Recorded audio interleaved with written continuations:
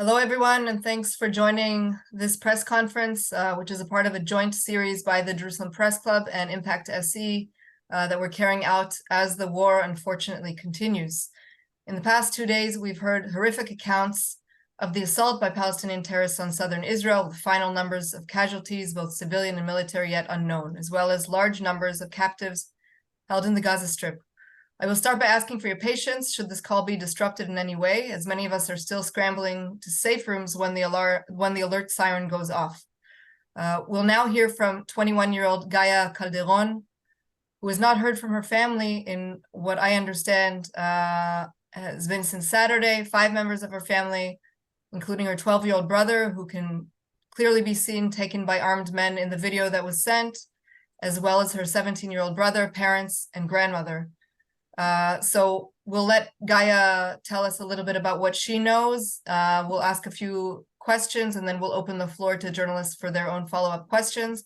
I'll say that Gaia's had a very long day, so we're going to try to keep this call as short as possible. So first of all, Gaia, really, our hearts go out to you. We can't express how difficult this time is, and that we're all with you. And so thank you for your time. Thank you. Do you want to tell us a little bit what you know? Yes, I will. So, hi everyone, I'm Gaia. I'm from Tel Aviv. My whole family is from Kibbutz Nir Oz. You probably know what I'm talking about. So, like 2 days ago, I wake up in the morning from sirens. I wake up. I live in Nir Oz my whole life. This is the one year I don't live there. So I got used to it.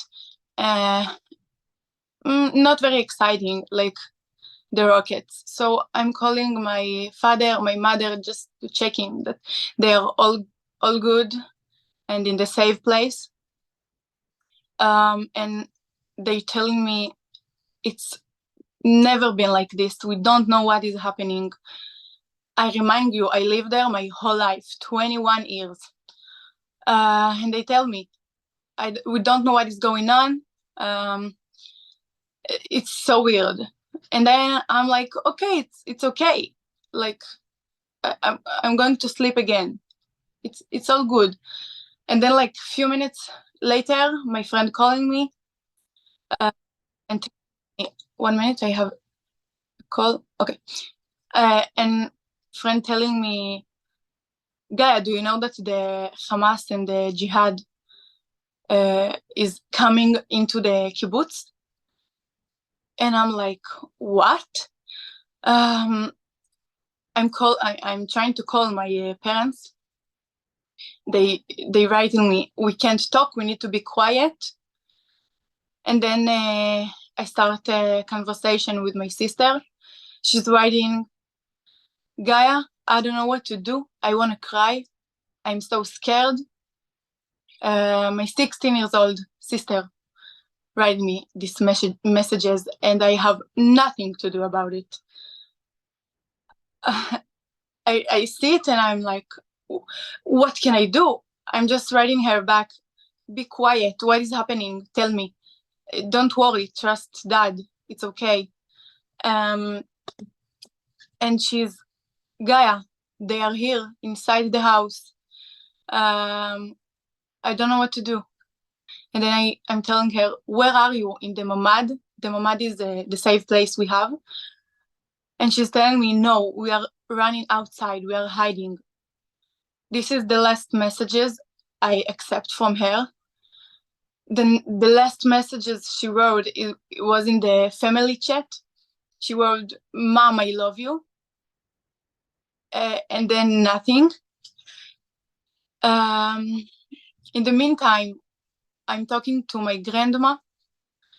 She's in her own house with my cousin in Nir Oz too. I'm talking to my brother, Rotem. He is in his own house too, in the kibbutz, and my mother, who also in her own house. My father and my mother is separate, so that's why. My mother telling me, Gaia, I hear shooting guns all over. I don't know what to do. I think it's the end. Pray for me. My brother, the same. Grandma, the same. So right now I'm in a situation that, like, all my family in the kibbutz in dangerous, and I have nothing to do about it. I can't do anything. Like, I'm here in Tel Aviv and just afraid for their life and trying to hope it's all gonna be okay. And I hear about some people that are dying. I'm just hoping and praying that it's not my family. Now all we know is that my mom is okay. When the terrorist got into her home, they was trying to open the door of the mamad, and she was holding it back. The terrorist was like behind the door, and she was holding the door, and just that's how she saved. My brother, the same. They destroyed their homes. There's home that was burning. And then yesterday, I'm just sitting in my home and hoping for the best, trying to do everything I can to find something about them, find anything that can tell me that they are alive. And then I see a video, and it's my brother. And I see the terrorists taking him like from here and grabbing him with them. And they just took him. I don't know where. I saw that he have no blood on his body, so that's really good. They kept him alive. This is my only hope right now. My mother and my brother is in a safe place, but for now, I just know my grandma, cousin, father, sister, and Erez, my other brother, is no found. So this is what I know. If you have any question. First of all, Gaia, thank you for that horrifying account. I'm sure everybody was just as shocked that I was to hear. And just before I open the floor to journalists to ask their questions, is there a message that you would like to tell the world? You have a platform here now for global media and whoever their followers are to hear what you have to say. I just need to say to everyone in the world, just please help us, because we have nothing to do. I'm sitting at home and just cry all day, trying to do the best I can, but I don't really have something to do. I can't go over there and save them. I need everyone who could help. Just do it somehow. I need them back home. I need them to be with me. I need them here. I just need somehow, if you could help us bring them back home. This is my message. This is my only wish.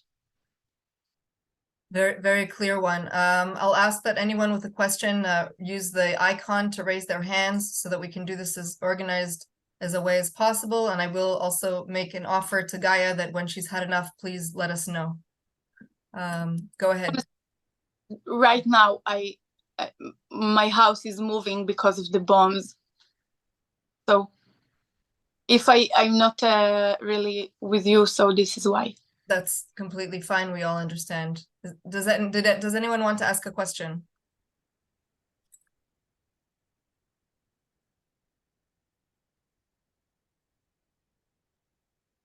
Okay, I'll just ask a question so that people can have the correct details. Oh, I'm sorry, Chris Brook. Yes, please.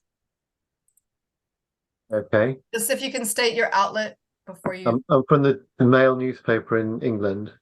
Um, Gaia, can you tell us your other brother? Was he with your mother, or how do you know that he's okay? Rotem or Erez?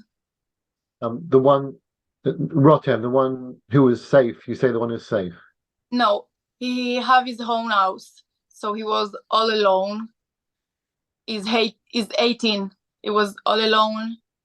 I was talking to him all the time. No, my mom and Rotem was separate. Did the terrorists not try to get your brother then, your other brother, Rotem? Well, again, I can't hear you. Did the terrorists try to find Rotem, your other brother, your 18-year-old brother? They were trying to open the door like they do to my mom, and Rotem just hold the door so hard so he could be safe like that. I was really scared that they will burn the house and then you have nothing to do about it, but they didn't, so it's good. Like for the all day he was locked in the mamad and just holding the door. 18 years old boy, like what the hell. Thank you. Any other questions?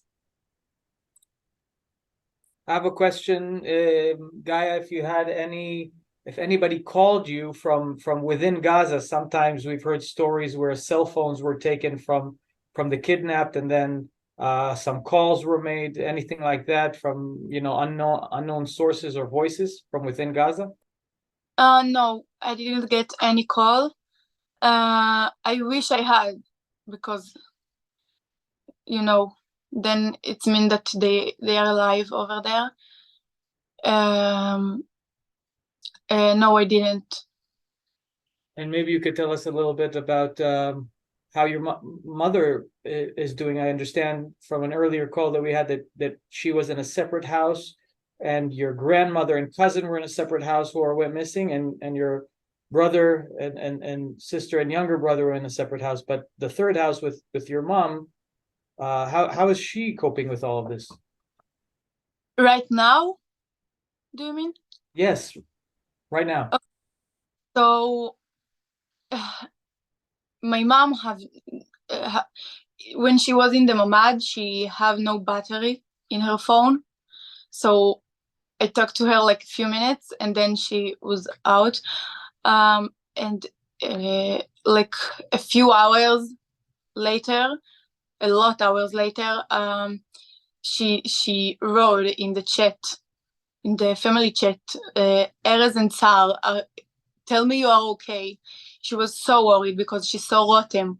She knew Rotem is okay, but she didn't saw Erez and Tsar and my father.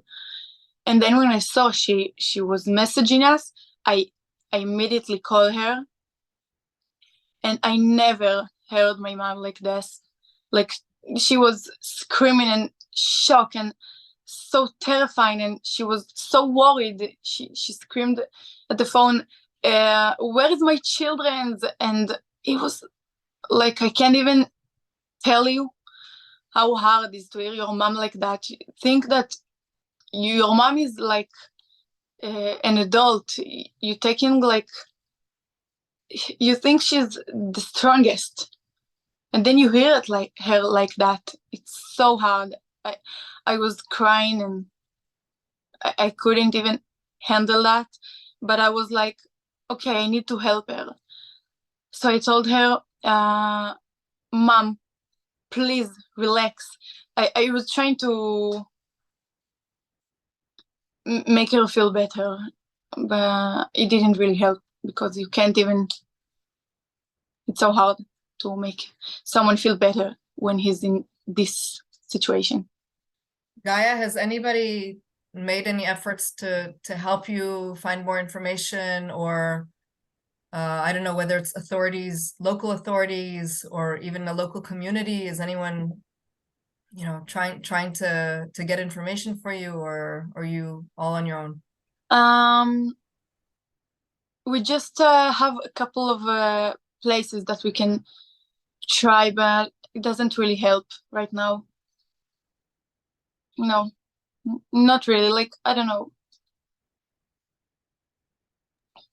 Okay, I think if there are no more questions, we'll just stay on the line for a few more seconds if anybody else has something to ask. Oh, sorry, Bettina Meyer, could you please state your outlet? Yeah, sure.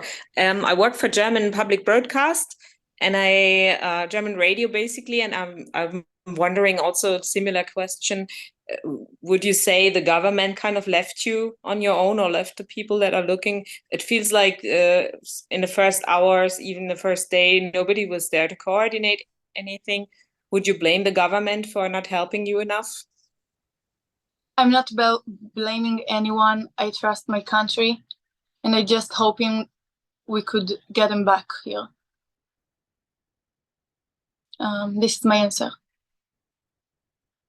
Thank you very much, and my heart goes out to you, really. Thank you.